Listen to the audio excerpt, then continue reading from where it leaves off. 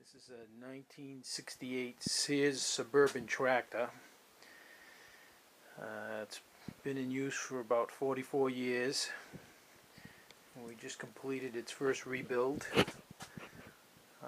We put new rings, bored out the piston, and we put in a new mixing rod.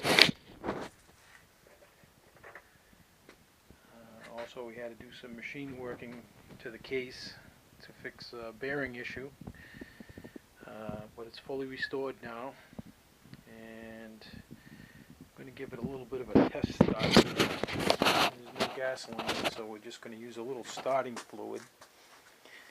And let me see if I can get around here. Spray a little bit in there. Crank. And yes, there's life. We got to refuel with fresh gas. And then we're going to give this a start. So it looks like it's ready to go for another 43 years.